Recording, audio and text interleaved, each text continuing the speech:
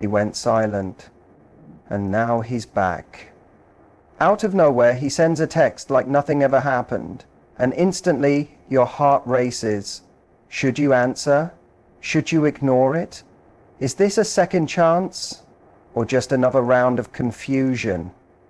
Before you respond, stop. Because how you respond could change everything. In the next few minutes, I'm going to walk you through exactly what's really happening when he reaches out after going silent, and how to handle it in a way that protects your heart, your peace, and your power. Don't skip a second of this, because by the end, you'll know exactly what to do. You know when someone you care about suddenly goes quiet? No calls, no texts, no explanation. It hits different. It's confusing, it's frustrating, and it leaves you questioning everything. You replay conversations in your mind, wonder if you did something wrong or if they just lost interest. And then, out of nowhere, they pop back up. A simple, "Hey, have you been?" as if nothing happened. And your heart? It skips a beat. Because part of you missed them, and part of you is still angry they left you hanging. That's where it gets tricky. But here's what we need to understand. Silence, in and of itself, says something. Silence isn't just empty space. It's not neutral. When someone chooses not to show up, not to communicate, not to clarify what's going on, that's an action. It's a decision. And just like words, actions carry meaning. So when he goes quiet, whether it's for a few days or a few weeks, that silence actually gave you information, even if it wasn't the information you were hoping for. It told you how he deals with discomfort. It showed you how invested, or not, he was in keeping the connection strong. It told you something about his emotional maturity and whether he's capable of showing up consistently. The problem is, most of us don't want to look at silence that way. We want to fill in the blanks with benefit of the doubt. Maybe he was stressed. Maybe life got in the way. Maybe he just needed space. And hey, sometimes those things are true. But here's the thing. Even people who care, even people who are busy, they communicate. They send a short message. They say, "I need some time, but I'm still thinking about you." They don't vanish without a trace. When you let yourself believe that silence is just nothing, you ignore what it actually revealed. You skip over the very real experience you had, waiting, wondering, feeling dismissed. That emotional roller coaster wasn't in your head. It was a response to someone withdrawing their presence without explanation. That matters, because when he finally reaches out again, if you're not honest about what that silence meant, you might fall straight back into the pattern. You'll be so relieved to hear from him again, you'll forget how much it hurt not to. And that's exactly why this moment, this return, after silence, is so important. Because it's not just about whether you missed him, it's about whether you're ready to trust him again. It's about whether his silence aligns with the kind of relationship you actually want. If you want something consistent, something secure, something that doesn't leave you questioning your worth, then silence can't be ignored. It has to be acknowledged, not just by you, but by him. If he comes back and acts like everything's normal, that's a red flag. Because real connection isn't just about picking up where you left off. It's about repairing, rebuilding, and respecting what you went through in the time he was gone. You don't have to be cold or bitter when he comes back, but you do have to be clear with yourself first. Was that silence something you're okay with? Or are you just hoping things will be different this time, without any real reason to believe they will be? His silence told a story. Your job now is to decide if you're going to listen to it or ignore it and relive it again later. It's so easy to mistake someone's return for validation. When he finally reaches out after disappearing, there's this sudden rush, Like maybe you mattered more than you thought. Maybe he missed you. Maybe all that silence meant something deep and he just needed time to realize how important you are. That little message, that "hey stranger," can feel like a win. But here's the truth most people don't talk about. Your value was never tied to his decision to come back. Whether or not he returns has nothing to do with your worth. Think about how much energy you spent during his silence. The questioning, the overthinking, the waiting. You probably replayed old texts, looked at his social media, maybe even asked friends what they thought happened. All that time your brain was trying to make sense of the gap, trying to turn his absence into something you could understand. And in the middle of all that, it's so tempting to believe that if he just reaches out, everything will make sense again. It's like we make his return the prize, as if it proves we were good enough for him to come back. But that's a dangerous mindset, because if you need someone to come back in order to feel chosen, then you're giving them the power to define your value, and that's a game you'll never win. People come and go from our lives for all kinds of reasons. Some are valid, some are selfish, some are just rooted in their own confusion, but their behavior is a reflection of them, not you. Just because someone was silent doesn't mean you weren't enough, and just because they returned doesn't mean they finally saw the light. Sometimes people come back because they're lonely, bored, or just looking for a little comfort in a moment of weakness. So when he shows up again, your first instinct might be excitement. That's human, that's normal. But after that initial emotion, you've got to pull back and ask yourself a real question. What am I making this mean about me?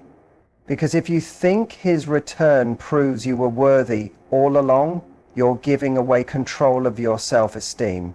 You were already worthy, even when he was silent. You were already enough, even when he didn't choose to show up. What you deserve is someone who doesn't need to lose you to appreciate you. Someone who values you in real time, not just in moments of reflection when it's convenient for them. And when someone disappears without clarity and comes back like nothing happened, that's not love, that's not effort, that's not growth. That's just someone checking if the door's still open, and that door doesn't always deserve to be. If you want a real connection, it has to be with someone who sees your value while they have access to you, not only after they've walked away. You're not the consolation prize, you're not the backup plan, and you're definitely not someone who should be sitting on a shelf waiting to be picked again. So instead of making his return about how good it feels to be wanted again, ask yourself, does this person truly recognize your value now? Or are you the same option they casually left behind before? Your value isn't proven by someone coming back. It's shown by how you choose to respond when they do. You're the one who gets to decide what you accept, what you deserve, and what you're done entertaining. His message might be the same, but you've grown. And that growth doesn't need his validation to be real. When someone disappears and then casually reappears, it can stir up a whirlwind of emotions. You might feel shocked, excited, confused, or even flattered. Maybe he sends a hey or likes a photo and suddenly he's back in your head. But here's something really important that often gets overlooked. When someone has been inconsistent with you, especially when they've gone silent without explanation, the way you respond teaches them how to treat you. That's why you've got to be careful not to reward inconsistency. Think about it. If someone can vanish from your life, leave you hanging, ignore your calls or messages, and then slide back in like nothing happened and you just welcome them with open arms, what message does that send? It tells them that disappearing is acceptable, that they can go quiet when they feel like it and still get access to you whenever they want. And once they realize that, why would they change? People don't change what works for them. If being inconsistent still gets them your time, your energy, your attention, there's no incentive to be better. It's not that they're bad people. It's just human nature. We stick to what's easy, what's convenient, and what gets us the outcome we want with the least effort. So if someone can drop off and pop back in and you respond with warmth, curiosity, or even relief, they learn that your standards are flexible. And over time, that creates a cycle where you end up tolerating less than you truly deserve. Now let's be honest, it's not easy. Especially if you really liked him, especially if there was chemistry. You might feel like ignoring him or calling him out would scare him away, and maybe it will. But the real question is, why would you want to keep someone who only shows up when it suits them? You're not here to babysit someone's emotional inconsistency. You're not here to teach a grown person how to communicate like an adult. You're not a safe zone for someone who doesn't know what they want. So, what does not rewarding inconsistency actually look like in real life? It doesn't mean you have to be rude or cold. It just means you have boundaries. You can respond with grace and still be clear. For example, you can say, "Hey, nice to hear from you. I was a little surprised by the silence. What changed?" That one sentence lets them know you noticed the gap. You didn't forget, you're not pretending it didn't happen. And depending on how they respond, you'll know if they're serious or just casually checking in to see if you're still available. You can also slow things down. If someone has been inconsistent, they don't get to re-enter your life at full speed. They need to earn their way back in, not just assume everything picks up where it left off. Let their actions speak. Do they follow up? Do they show consistency now? Or is it just another short burst of attention before the next silent phase? This is about protecting your peace and honoring your standards, because if you make it easy for someone to disrespect your time once, chances are they'll do it again, and eventually you'll be the one sitting there wondering why it always ends the same way. So the next time someone pops back in after a stretch of silence, take a breath, pause, and remember that your response is powerful. It teaches people how to treat you and what you will or won't accept in your life anymore. When someone comes back after going silent, it's natural to feel a mix of emotions. Part of you might be curious, maybe even hopeful. You wonder why he's reaching out now. Is it because he finally realized what he lost? Is he ready to step up? Or is he just bored on a random Tuesday night, scrolling through his phone looking for some comfort or attention? Here's the thing, not every "I miss you" comes from a place of real intent. And that's why it's so important to learn how to tell the difference between curiosity and genuine effort. A lot of people come back not because they truly want to reconnect, but because they're wondering if they still can. That's curiosity. It's not necessarily about you. It's about their ego. They remember the connection, the way you made them feel, the way you showed up for them, and in a moment of loneliness or nostalgia, they reach out just to see if that door is still open. It's almost like a test.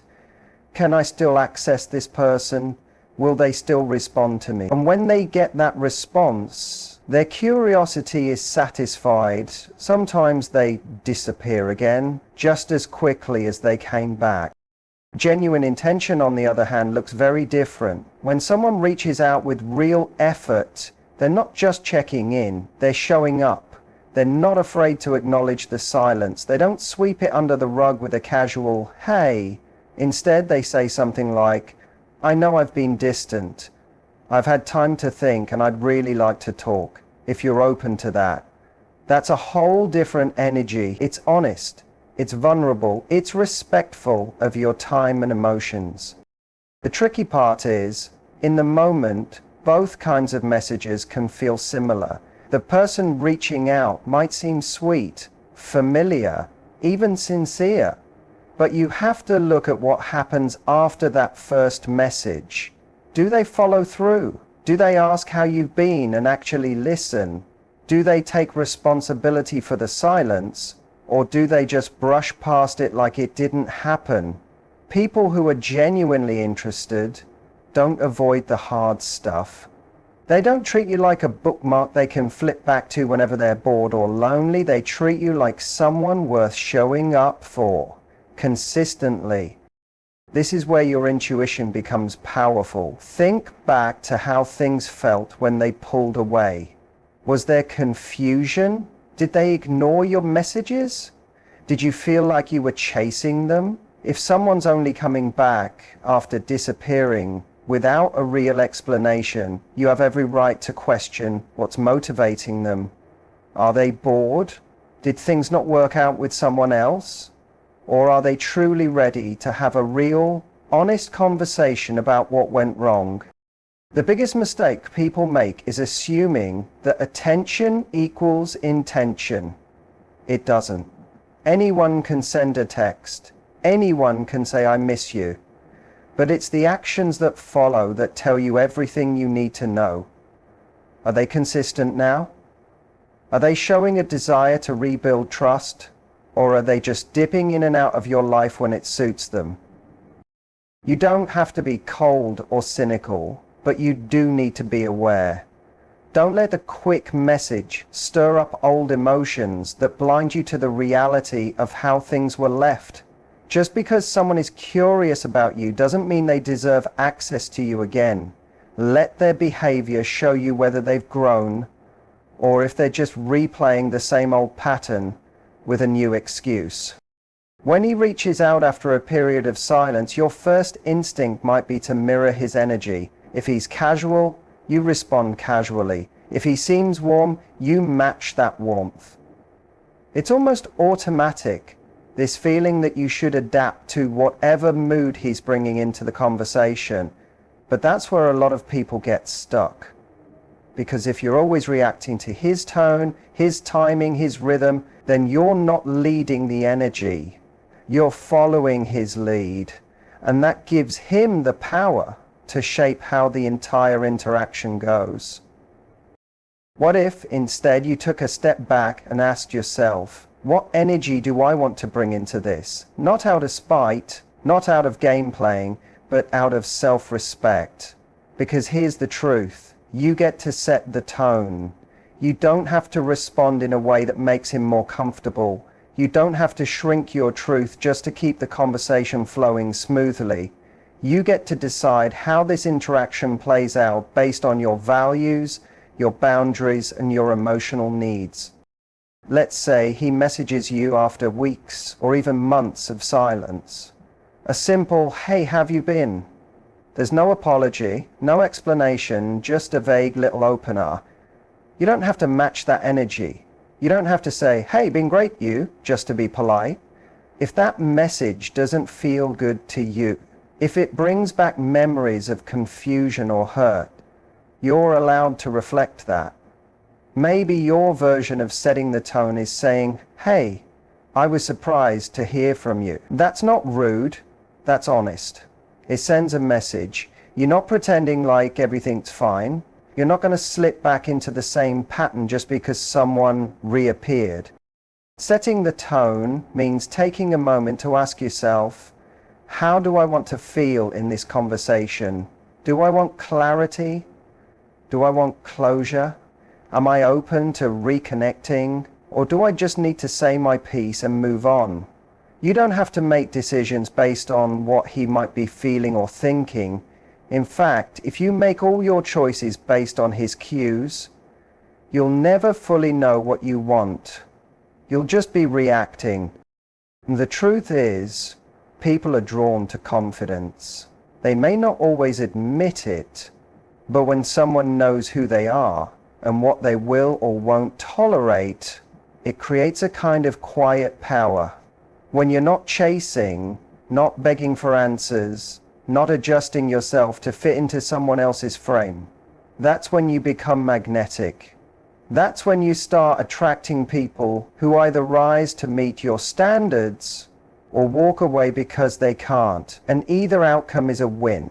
Sometimes setting the tone means slowing things down. Maybe he wants to jump back into flirty texts or late night conversations like nothing happened, but you're not in that place anymore.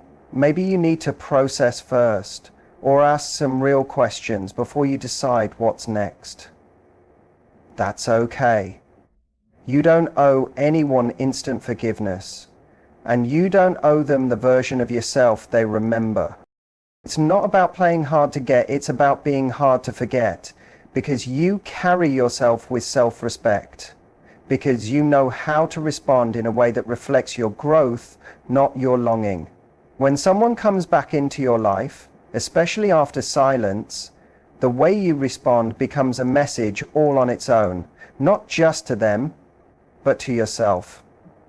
So take the lead. Respond from your truth, not from your triggers. Let your tone reflect the version of you that knows exactly what she's worth. It's tempting to want closure. When someone who disappeared suddenly reaches out, you want to know why he went silent. What changed?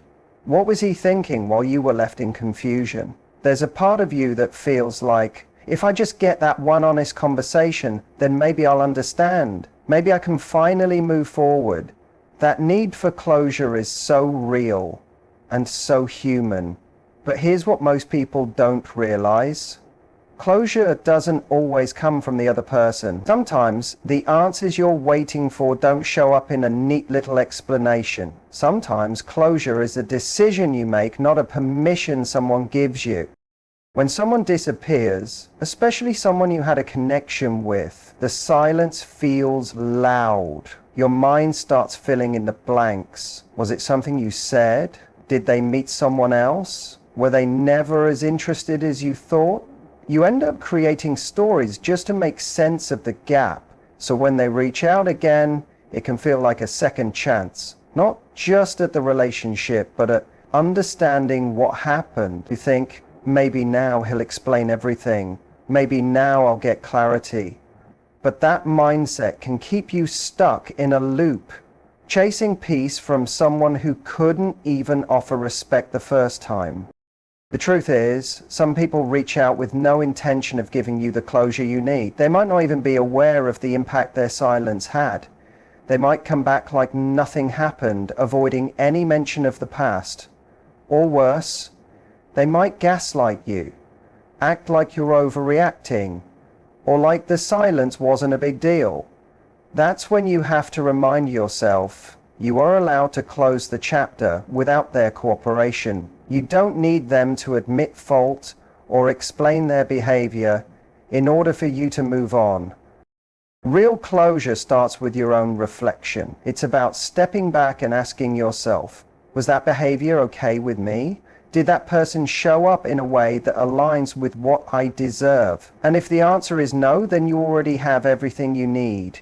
You don't need a grand apology or a deep emotional confession. You need honesty with yourself. Honesty about the fact that someone's inconsistency isn't a reflection of your worth. It's a reflection of their own limitations. When he returns, it might feel like a doorway reopens, and maybe it does, but that doesn't mean you have to walk through it. You can acknowledge the message, hear him out if you want, and still choose to move forward without needing a full explanation. You don't owe anyone unlimited access to you just because they suddenly feel ready to talk. You get to decide whether that conversation serves your peace or disturbs it.